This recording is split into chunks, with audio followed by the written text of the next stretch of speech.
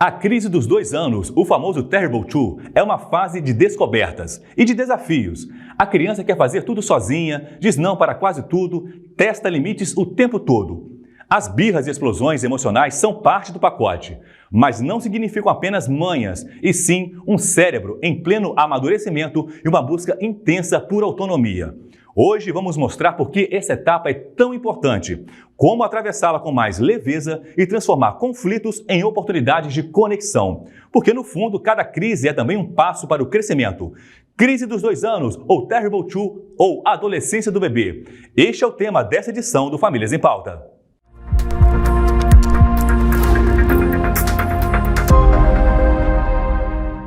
Olá, está começando mais uma edição do Famílias em Pauta, o programa da Sociedade Brasileira de Pediatria, que traz informação de qualidade para ajudar mães, pais e cuidadores a entenderem melhor cada fase do desenvolvimento das crianças. E hoje vamos falar sobre um momento que costuma mexer com a rotina da casa, a famosa crise dos 2 anos, também conhecida como Terrible Two ou adolescência do bebê. E quem vai esclarecer as principais dúvidas para nós é a doutora Lilbiana Arantes de Araújo, presidente do Departamento Científico de Desenvolvimento e Comportamento da Sociedade Brasileira de Pediatria. Doutora Lilbiana, seja muito bem-vinda.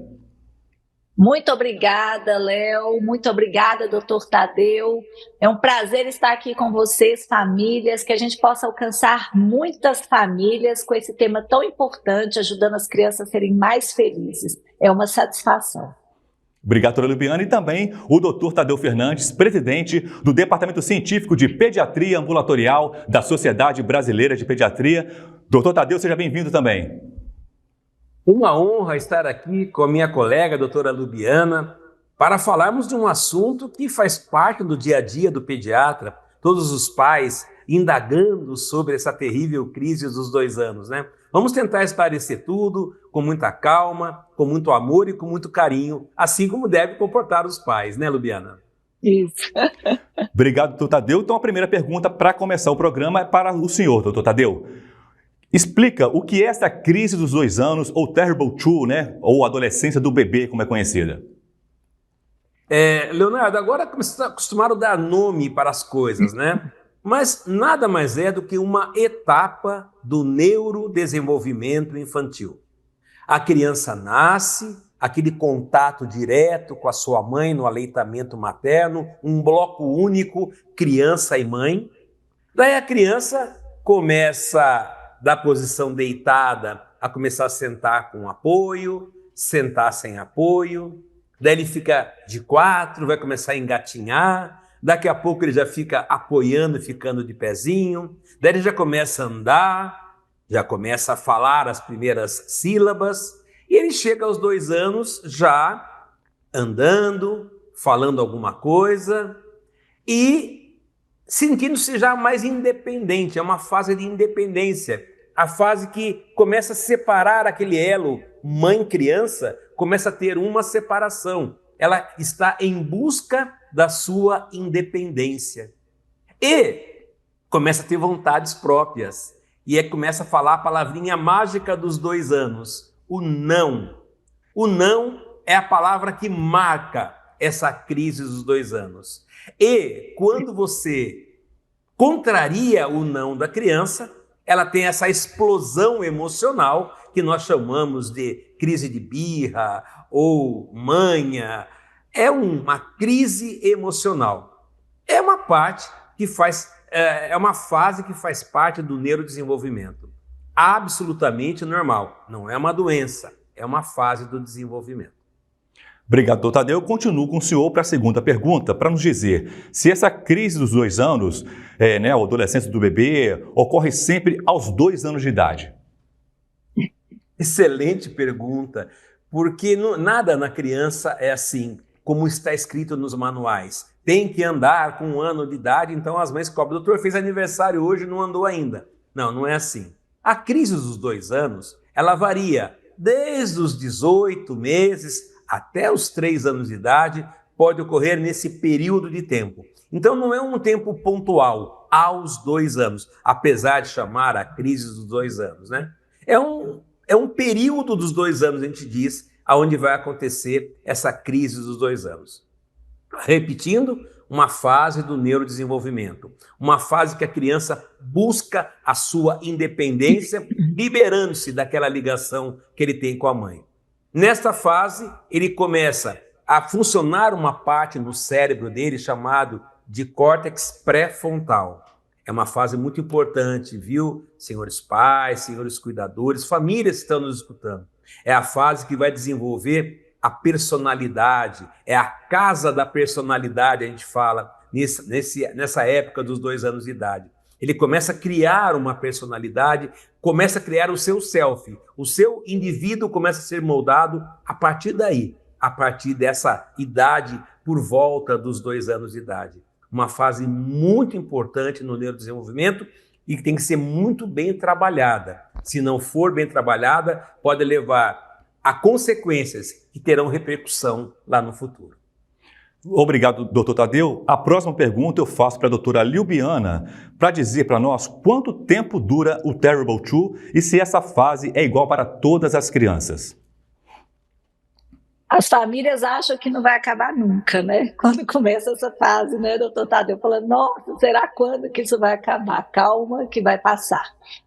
Como diz o doutor Tadeu, são fases do neurodesenvolvimento, a criança busca uma autonomia, uma independência, isso pode durar 6 meses, 1 ano, 1 ano e meio, 2 anos. Depende de cada criança. E aí que você falou, é igual para toda criança? Não. Muitas vezes a família está no aniversário, ou está na pracinha conversando com outra mãe, eu também falo, não, meu filho não faz isso não.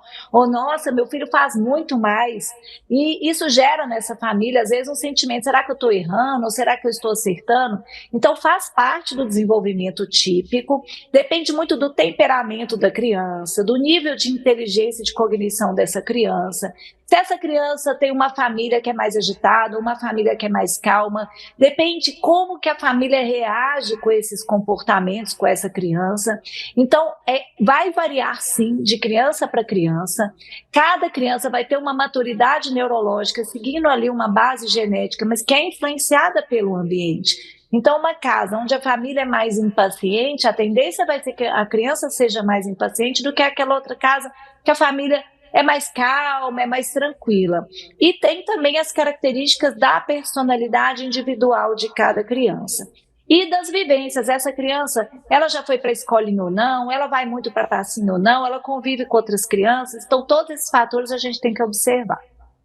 Obrigado, doutora Lilbiana. Eu continuo com a senhora para dizer se é possível, entre aspas, treinar o cérebro da criança nessa fase.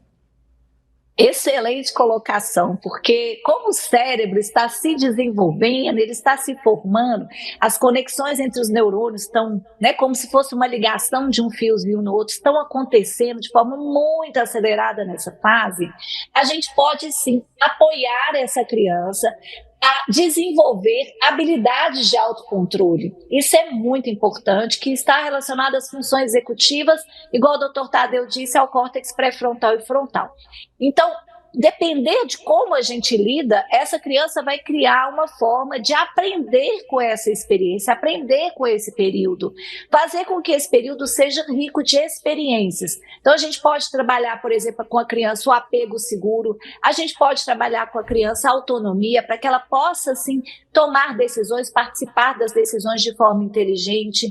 A gente pode trabalhar com essa criança de forma interativa com outras crianças. Então, todas as experiências do ambiente, seja em casa, seja na escola, seja no parquinho, na pracinha, vão ser enviadas, viu, pessoal, para o cérebro desses seus pequenininhos.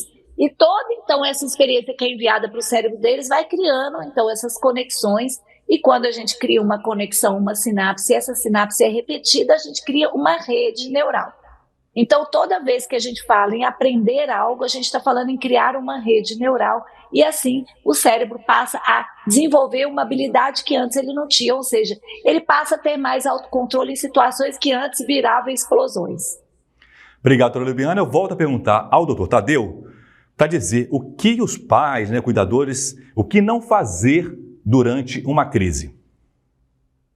Excelente pergunta. Vamos começar com a seguinte imagem. Nessa idade dos 2 anos, aliás, em toda a vida, a criança tem um espelho.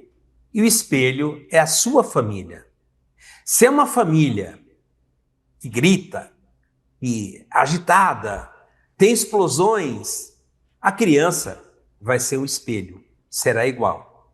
O que você não pode fazer é fazer com que o espelho seja a criança, você se espelhar na criança.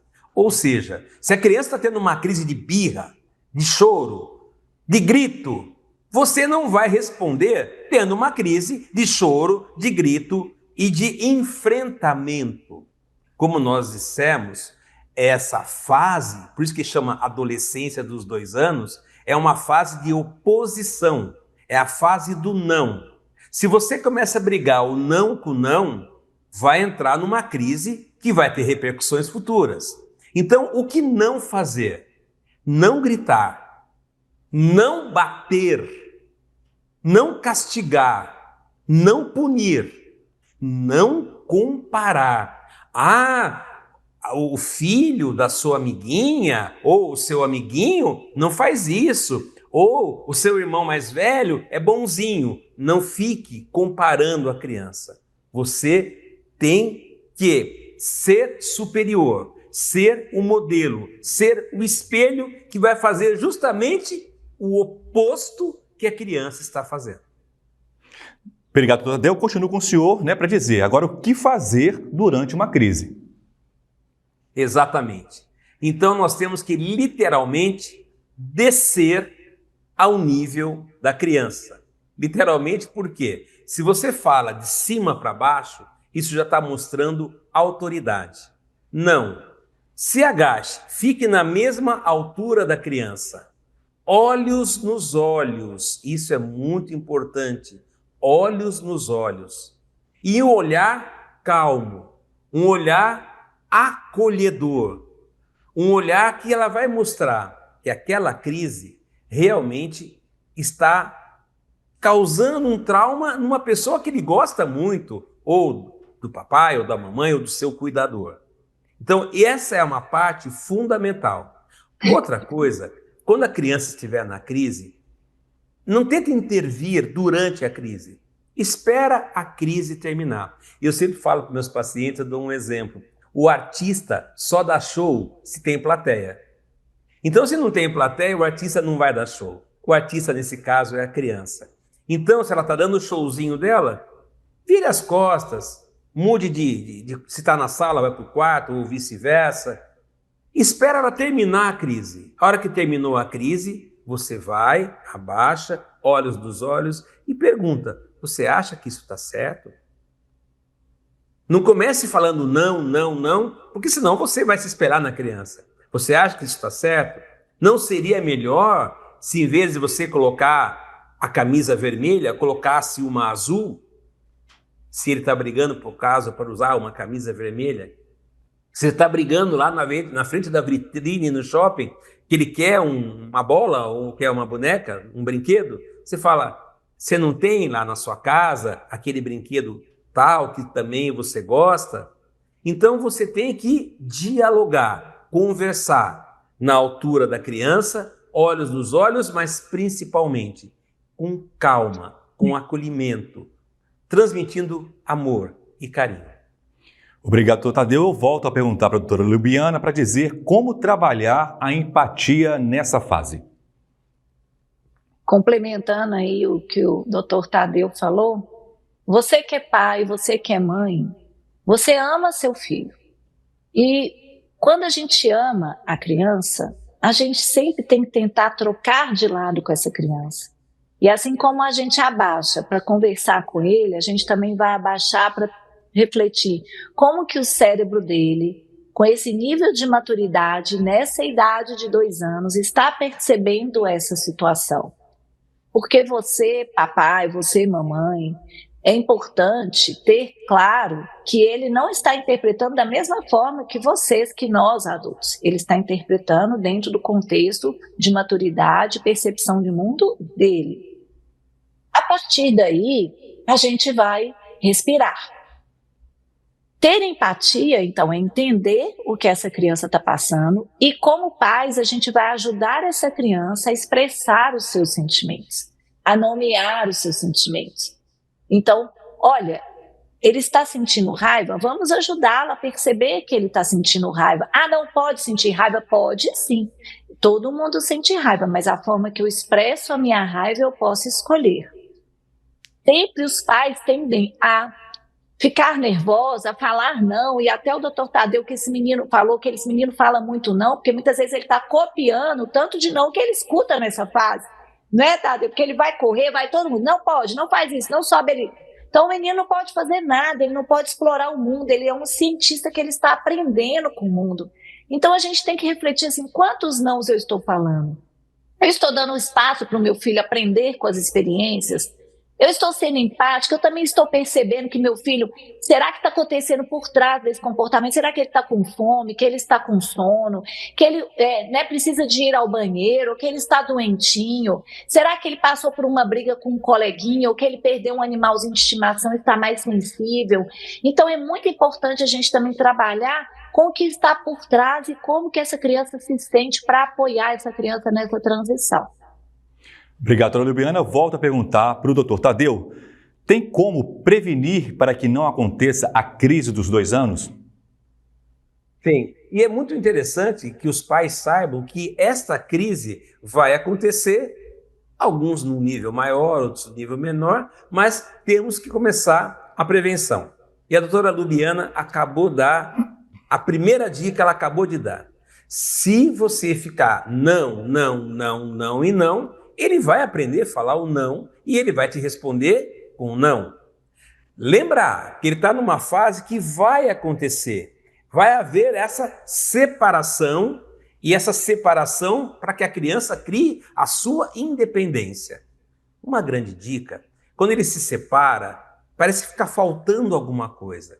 Então o Winnicott principalmente recomenda que você dê para a criança um elemento de transição.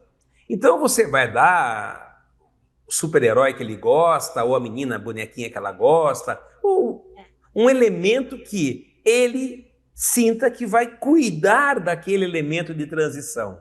Então ele vai se sentir não separado totalmente, mas ele vai ter um novo companheiro agora, que ele vai cuidar, que ele vai zelar, que vai dormir com ele. E ele vai até conversar, você vai pegar muitas situações da criança conversando lá com o seu super-herói. Não, você não pode fazer isso, senão a mamãe não gosta. A gente vê muito dessas cenas. Eu tenho 4 netinhos e eu vejo muito eles. Eu tenho uma netinha agora com 2 anos, está na crise. Ela conversa com a bonequinha. Olha, você não pode fazer isso que a mamãe fica triste. Então esse elemento de transição é uma outra dica de prevenção. E um ambiente familiar aonde você transmita tranquilidade, amor, carinho. Lembrando sempre a fase que eu iniciei essa apresentação. A criança precisa e ela olha para o espelho. O espelho é a família. A gente vê a criança entrar aqui no consultório, você já sabe como são os pais, porque a criança é um espelho dos pais. Pais agitados, pais nervosos, pais que gritam muito, pais que falam não, a criança será esse espelho. Pais que transmitem carinho, amor, compreensão, explicação, a criança será com esse espelho. E a dica do elemento de transição. Lubiana, mais alguma dica para o pessoal? Tenho sim, viu? Vamos falar aqui que a gente tem que lembrar que comando dado é comando cumprido, né? Então, assim, é muito importante o pai e a mãe terem os limites bem claros, um nunca desautorizar o outro, não é? Doutor Tadeu, porque às vezes o pai fala não pode, a mãe fala, ai, deixa, né? Então, assim, a criança tem que entender que regra é para ser seguida, que regra é algo bom, que não é algo ruim, não é para prejudicar, é para organizar. Então, mostre assim, ó, tem um sinal de trânsito ali, quando ele fecha é para parar. Por quê? Por que a gente para no sinal de trânsito? Então, essa criança, desde pequenininha, ela já tem capacidade de entender as regras. Os pais, então, deixarem claras as regras. Comando dado é comando cumprido, quer dizer, pense antes de falar, né, Tadeu? Porque se você falar, você tem que fazer com que a criança cumpra aquilo. Se você falar, ó, tem que guardar o brinquedo, você vai ter que ajudar a criança a guardar o brinquedo. Então, sempre escolha o que você vai falar e não fique, então, falando o tempo inteiro. Reflita antes de dar esses comandos. Obrigado, doutora Lubiana. Eu continuo com a senhora, doutora, para dizer se a interação com outras crianças pode ajudar a reduzir as birras. Ah, isso é ótimo, viu? Ótimo, Léo, porque quando a criança mora sozinha dentro de casa, com a mãe e o pai fazendo tudo por ela, o vô e a avó fazendo tudo por ela, fica muito mais difícil dela entender que ela tem hora que as coisas não vão sair do jeito que ela quer. Né? Quando ela convive com outras crianças, ainda mais crianças da mesma idade, ela vai perceber assim, poxa, eu quero, mas a criança quer também. Uma hora vai ser a minha vontade, outra hora vai ser a vontade do outro. Ela vai ter a oportunidade de aprender que uma criança está puxando o brinquedo, mas que a outra está conversando. Ela vai perceber a consequência das ações dela. Ela vai saber também a importância, a alegria de estar junto e da gente, então, controlar os nossos comportamentos para a gente viver em comunidade. Então, as brincadeiras com brinquedos, que eu estou ali criando histórias, igual o Tadeu falou, que às vezes ele fala com um brinquedo, você não pode fazer isso. Muitas vezes eles trazem para as brincadeiras deles, de casinha, de situações diversas, essas questões de angústias que eles vivem, ali eles podem elaborar e trabalhar essas questões, criando, então, estratégias para enfrentar essa necessidade de autonomia, porque é legal querer ter autonomia, e é legal até ajudar essa criança a desenvolver autonomia dentro do limite dela. Então, essas situações podem ser até boas oportunidades para ela desenvolver essa habilidade. Obrigado, doutora Libiana. A última pergunta para a gente encerrar o programa é também para a senhora, para dizer quais frases ajudam a educar sem reforçar o comportamento inadequado. Esse a gente tem que treinar muito os papais, as mamães, vovôs, as vovós, porque muitas vezes nós entramos no automático também e acabamos falando uma frase, não é possível, você nunca obedece. E tudo que a gente fala vai criando lá, igual eu falei, uma conexão sináptica no cérebro. Então, a gente tem que agir de forma inteligente. Primeiro, eu tenho que ser um modelo de comportamento que eu desejo para o meu filho, igual o doutor Tadeu falou, tem que estar calmo. Por quê? Porque tem os neurônios espelho no cérebro dele que vão imitar o meu comportamento. Então, ele vai imitar meu comportamento. E as frases são importantes. Então, a gente tem que usar a inteligência que a gente tem e a maturidade que a gente tem. Então, a criança, por exemplo, ela pegou um objeto e jogou no chão. Ao invés de você falar, não pode jogar no chão, você vai falar assim, olha, isso aqui é para ficar na mesa. Aquele outro brinquedo você pode pegar. Então, quer dizer, você dá o comando de forma positiva. E isso faz com que a criança receba de forma muito mais maleável, muito mais flexível, e ela consiga, então, seguir o que você está pedindo. Outra opção, olha, você quer ir com essa blusa vermelha ou com essa blusa azul? Não é assim, você quer vestir blusa de frio ou não. Não, tem que vestir a blusa de frio porque está fazendo 6 graus. Mas você quer a blusa azul ou a blusa branca? Então você vai envolvendo essa criança de forma positiva, inteligente. E aí você também pode falar, nossa, você está se esforçando cada vez mais para obedecer. Você é um menino, uma menina muito obediente. Você é muito esforçado. Você é um exemplo para as outras crianças. Você cada vez está melhor. Mamãe te ama e mamãe e papai vão estar ao seu lado o tempo inteiro. Então, isso tudo de forma muito positiva. Obrigado, doutora Libiana. A gente está chegando ao final. Eu queria agradecer a participação de vocês mais uma vez conosco aqui, doutora Libiana, e as suas considerações finais, algum recado para os pais que a senhora queira deixar. Eu queria falar sobre a importância da conexão e de tempo de cuidado, de tempo de amor e de tempo de brincadeira, porque muitas vezes as crianças começam a extrapolar o limite normal desses comportamentos para tentar chamar a atenção dos pais, que estão muitas vezes ocupados ou muito na tela. E lembrar também que o excesso de tela tem causado muitas dificuldades comportamentais. E que seu filho passa um pouco do que você considera normal, busque conversar com seu pediatra, busque ajuda para poder essa criança, então, ser avaliada formalmente. Então, gente, cuidar de filho, ter tempo para o filho é algo maravilhoso. E acompanhar esse filho ao longo do desenvolvimento, ajudá-lo a passar por essa primeira fase, isso é encantador. Então, que os pais possam valorizar essa conexão, o tempo de qualidade, o sono reparador, atividades ao ar livre na natureza, brincadeiras e muito carinho, abraço e beijo. Obrigada a todos, até o próximo. Obrigado, doutora Libiana. Também, doutor Tadeu, obrigado pela sua participação mais uma vez conosco aqui, trazendo esclarecimentos tão importantes, dicas valiosas. As suas considerações finais, doutor. Uma coisa muito interessante que a Libiana falou, e eu quero reforçar, é o uso de tela. Como nós falamos, essa crise dos 2 anos, ela é uma fase que faz parte do neurodesenvolvimento. É igual uma escada, que você vai subindo degrau por degrau até chegar no topo da escada. E nós não podemos pular degraus e nem podemos ficar estacionados no mesmo degrau. Os pais percebem que quando você dá uma tela para a criança, ela fica quieta. E como a Lubiana falou, a criança tem que interagir, tem que conversar, mas às vezes isso requer muito tempo e trabalho dos pais. É muito mais fácil você dar uma tela, ela fica quieta, olhando para a tela. Você pode, de uma maneira, essa seria uma maneira artificial, de você mascarar a crise dos 2 anos. Só que não esqueça que você está impedindo que essa criança neurodesenvolva, porque a crise dos 2 anos é uma fase do neurodesenvolvimento que precisa ser passada. Todos nós precisamos passar por essas fases para crescer emocionalmente, socialmente, cognitivamente. Nós precisamos passar por essas barreiras. Não adianta você querer disfarçar ou impedir que essa fase aconteça com uma coisa artificial, com uma tela.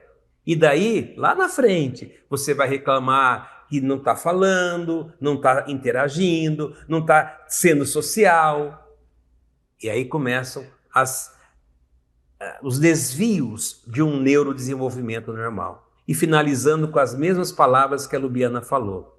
Toda criança precisa de uma família estável, onde transmita para essa criança carinho, amor e, repetindo mais uma vez, ser um bom espelho para essas crianças. Foi um prazer, viu, Léo, estar com vocês, com a minha amiga Lubiana. Até a próxima. Fiquem com Deus e até uma próxima oportunidade. Até a próxima, pessoal. Obrigado. Tchau, tchau. E no site Pediatria para Famílias da Sociedade Brasileira de Pediatria você encontra diversos materiais disponíveis sobre a saúde das crianças e dos adolescentes.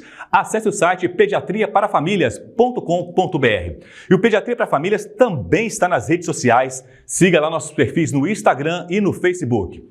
Já sabem, se restarem dúvidas sobre o tema de hoje ou se quiser sugerir uma pauta, mande um e-mail para famíliasempauta@sbp.com.br. Repetindo, famíliasempauta@sbp.com.br. Compartilhe nossos programas com a sua rede de contatos. A gente se vê em nossa próxima edição. Até lá!